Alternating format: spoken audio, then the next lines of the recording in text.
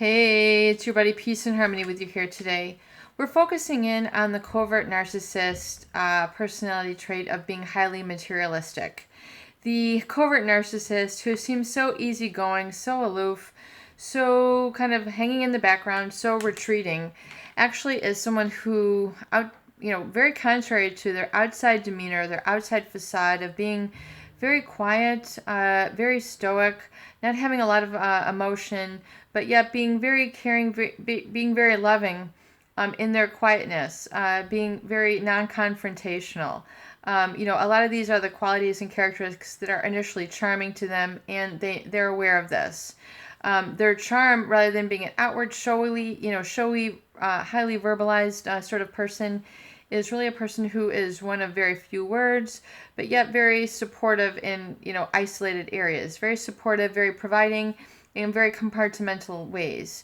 But yet, it's just kind of like, you can't get by, just along a smile or whatever that word was. That song was, just because, you're quiet and, non-confrontational doesn't mean that your life is going to stop there, or your personality development is going to stop. But you can't just get by in relationships with just being quiet and just being like a bump on a log and being retreating, and furthermore, denying others just basic human courtesies, and just acting like they're not going to call you out when you're retreating to the basement, the attic, the tool shed, wherever it is the covert narcissist retreats to. People are eventually going to call them out and realize that they're being, stonewalled, or that they're being neglected in some way, or they're neglecting other members of the family. I think that's, perhaps one of the initial ways that this gets, acknowledged, is that the others in their circle of influence are the ones to manifest the problems. So, in other words, we see that projection going on, and once again, where the others in the environment are paying the price for the narcissist abuse tactics. And so that's really what I want to focus in here on this video, is that covert narcissist materialistic aspect, where they're focusing in on really being materialistic, even though they seem very lack of assertiveness, or lack of communication. They can be highly self-absorbed, highly self-involved, and this lack of empathy, then creates a highly materialistic individual. So, in other words, materials filling their life as a cover-up, or concealing mechanism, a defense mechanism for being able to relate to others, and co-join with others, and communicate with others. So it becomes a way to stuff their feelings, if you will.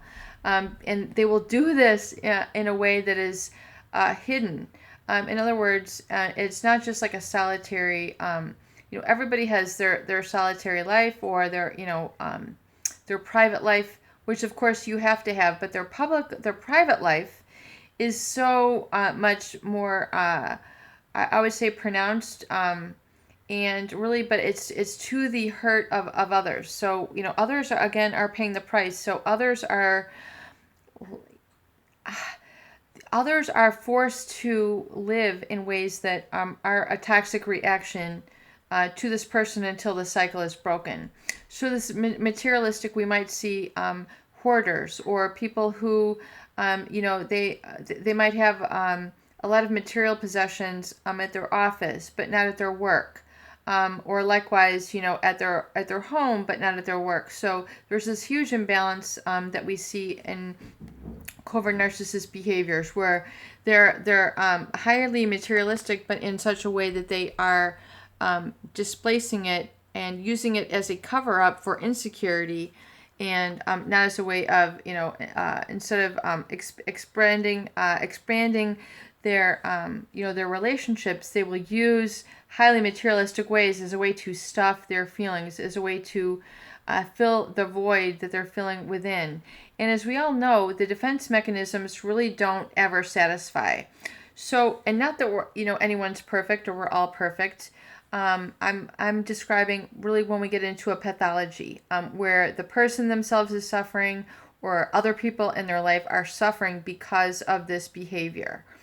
And so, of course, life is a teetering. Life is a movement. We go between, a richness of emotions. We go through, the feast or famine.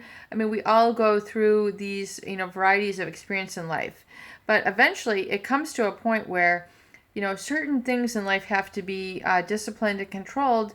For example, addicted to drugs, alcoholism, other self-sabotaging behaviors, compulsive spending, compulsive gambling, eating disorders, self-image problems. A lot of these, the highly materialistic endeavors of a covert narcissist that we see, that keeps them or prevents them from expressing their feelings. So they turn to materialistic rather than, connecting with others. So it becomes a real defense mechanism. So we see this oftentimes in covert narcissists.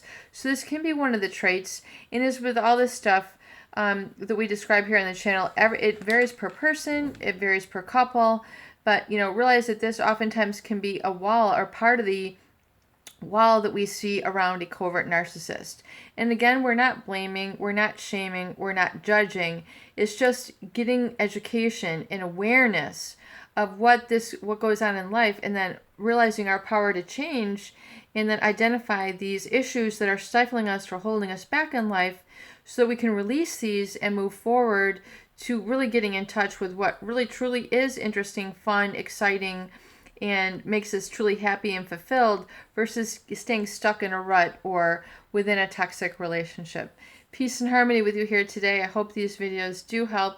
Please share and please subscribe for more great tools, videos, discussion, and support.